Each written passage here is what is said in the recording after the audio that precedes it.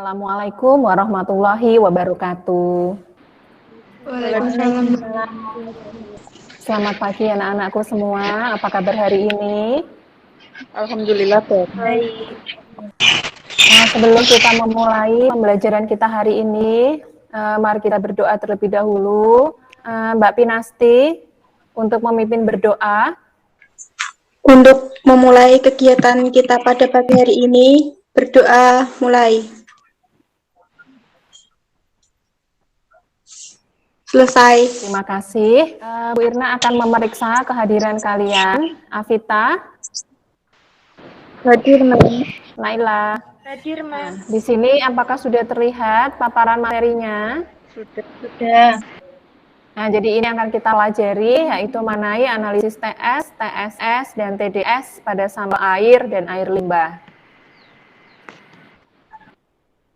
Nah, jadi untuk ini adalah kompetensi inti yang harus kalian capai, yaitu di KI 3 dan KI 4. Kemudian kompetensi dasarnya adalah kita menerapkan dan melaksanakan analisis parameter bahan, alam atau produksi industri secara fisika. Nah, ini indikator pencapaian kompetensinya, jadi kita memahami mengenai apa itu TS, TSS, dan TDS, kita menghitung hasil pengujian, kemudian menentukan apakah produk yang diuji itu memenuhi standar mutu yang ditetapkan atau tidak. Nah, kalau Bu Irna punya gambar seperti ini, jadi kalau kita perhatikan gambar, apa perbedaan warna air pada gambar tersebut, kemudian kira-kira apa penyebabnya? Ada perbedaannya, Mel. Yang satu airnya Nah, yang ini apa? Nah, betul, yang ini airnya jernih. Kemudian yang ini, gambar kedua? air keruh, Mel. Iya, betul. Gambar kedua dan gambar ketiga airnya keruh. Kira-kira apa yang menyebabkan kok airnya ini menjadi keruh ya? Air keruh disebabkan ada padatan yang tidak larut. Jadi ketika airnya ini keruh, di sini ada padatan yang tidak larut. Kita sebenarnya masuk kepada analisis padatan atau solid analisis. Di mana zat padat ini ada yang larut, ada yang terdispersi sebagai koloid, dan ada yang tersuspensi atau padatan yang tidak larut di dalam air.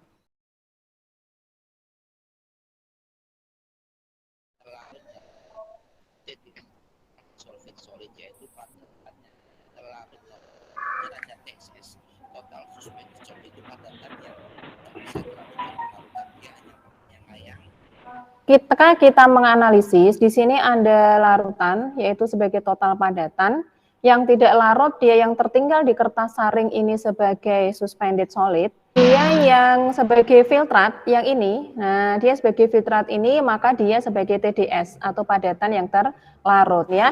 Jadi TS itu semua zat yang tersisa sebagai residu jika sampel air dikeringkan pada suhu tertentu. Kemudian TSS-nya adalah semua zat padat yang tidak larut dalam air atau partikel kasar. Sedangkan TDS-nya adalah semua zat padat yang larut sempurna dalam air, termasuk juga partikel koloid. Kalau ini sebagai air yang kita konsumsi maupun air bersih, kalau air itu TDS-nya tinggi, dia akan terakumulasi di ginjal, sehingga bisa menyebabkan batu ginjal atau menyebabkan masalah kesehatan. Tetapi kalau TDS-nya ini misalkan di air limbah, dia keluar ke lingkungan, kalau TDS-nya tinggi, dia akan perlahan-lahan menutupi pori-pori resapan tanah, sehingga dapat mengurangi penetrasi atau penembusan sinar matahari ke dalam air.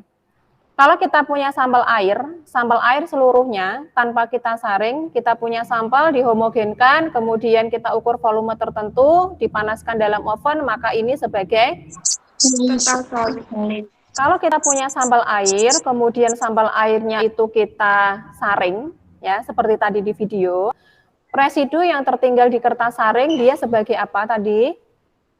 TSS. Betul, sebagai TSS atau suspended solid. Kemudian filtrat airnya, dia hasil saringan, kita hitungnya sebagai apa? TDS. Betul, sebagai TDS atau dissolved solid, padatan terlarut. Benar sekali. Nah, kalau kita dalam pengujian nanti, pada pengujian TS, di sini kalian harus perhatikan ada gangguan yang sering terjadi. Jadi kalau ada partikel besar, dia tidak homogen, mengambang, dan tenggelam, dia harus dihilangkan. Tetapi kalau dalam sampel itu mengandung minyak dan lemak, dia harus ikut dianalisis. Kemudian garam-garam yang telah mengendap sangat higroskopis, nah ini penimbangannya harus segera.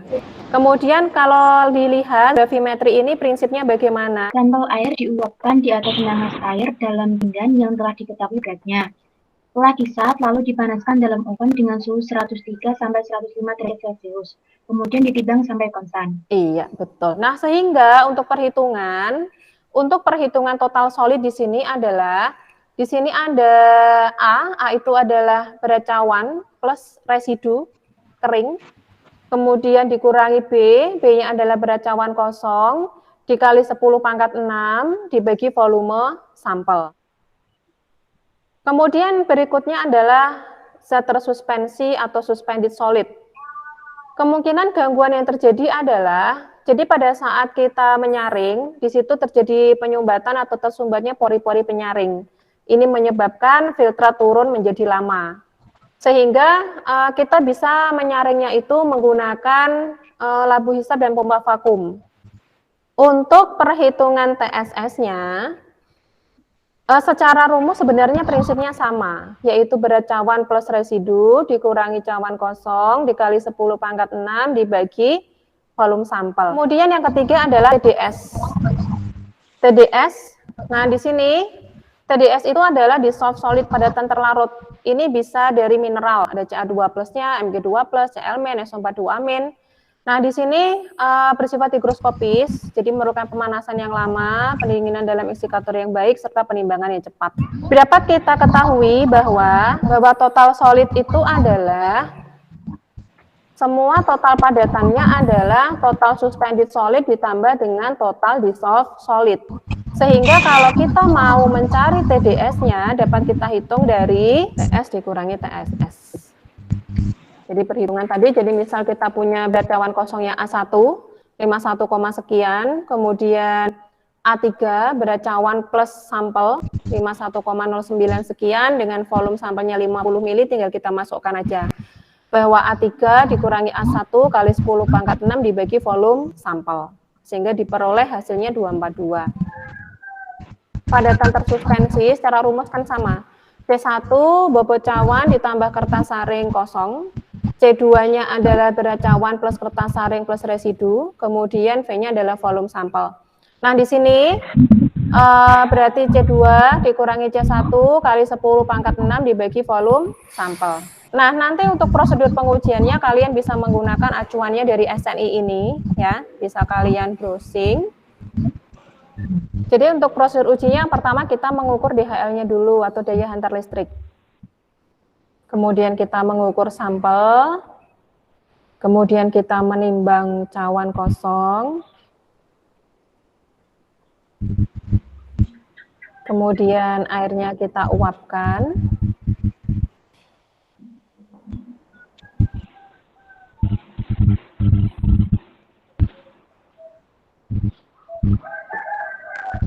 Cawan penguap plus residu.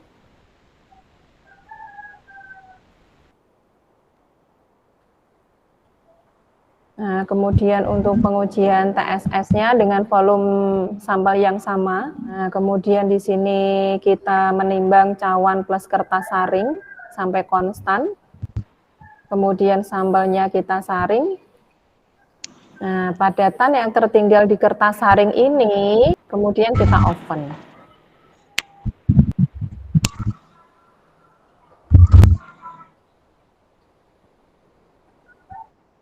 Setelah itu kita timbang residu plus kertas saringnya sampai diperoleh berat konstan. Nah, standar acuan kita menggunakan Permenkes RI nomor 32 tahun 2017 tentang standar baku mutu kesehatan lingkungan. Nah, di sini kita memperoleh standar baku mutunya untuk TDS itu adalah kadar maksimumnya 1000 ppm. Dari paparan materi yang telah Bu Irna sampaikan, ada yang masih mau ditanyakan enggak?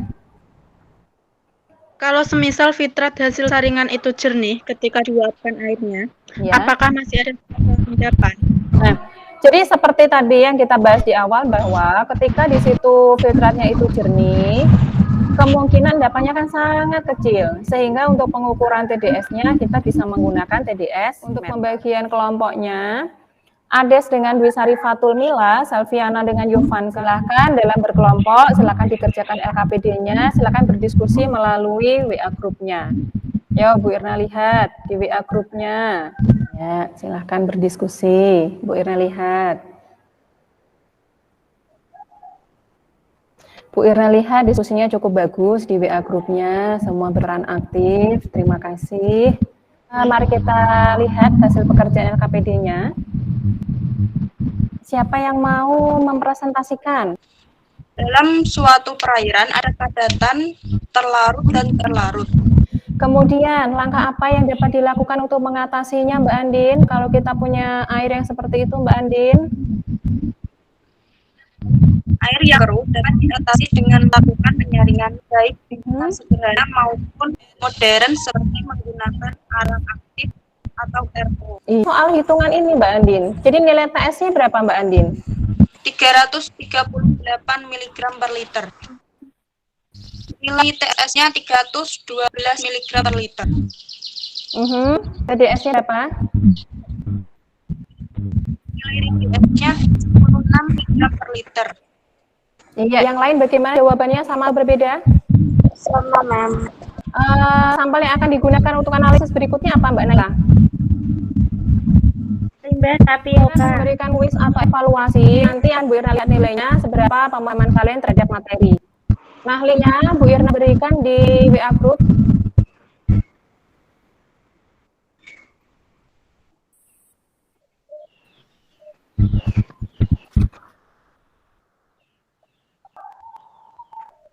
Nah, nanti untuk evaluasi yang telah kalian kerjakan, Bu Irna akan menilai. Kemudian kalau nilainya kurang dari KKM, Bu Irna akan memberikan remedi.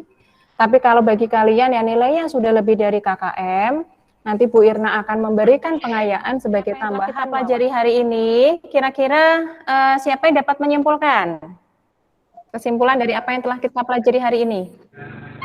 kita harus menguji kandungan TDS dalam air mineral, dalam air yang kita gunakan dalam sehari-hari. Karena apabila TDS-nya terlalu tinggi, maka berbahaya bagi kesehatan dan Iya, boleh. Jadi yang dapat kita simpulkan hari ini adalah bahwa kita mempelajari TS, TSS, TDS, di mana TS itu adalah total padatan, TSS-nya padatan tersuspensi, kemudian TDS-nya adalah padatan terlarut.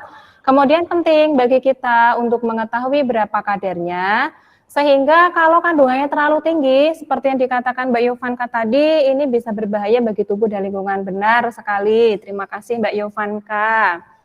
Nah, kemudian kira-kira manfaatnya apa kita mempelajari ini? Supaya kita bisa untuk mengetahui kadar TTS, TDS dalam air yang kita gunakan sehari-hari dan bahaya yang ditimbulkan.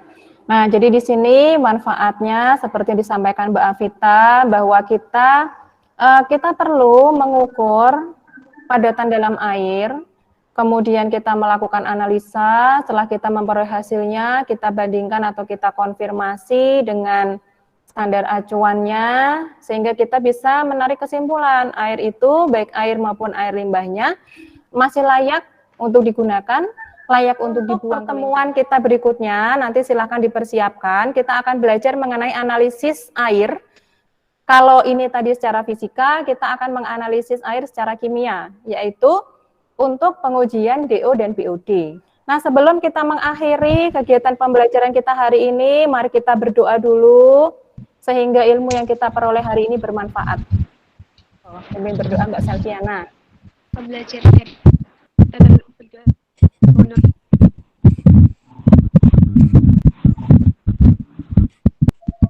Nah, terima kasih.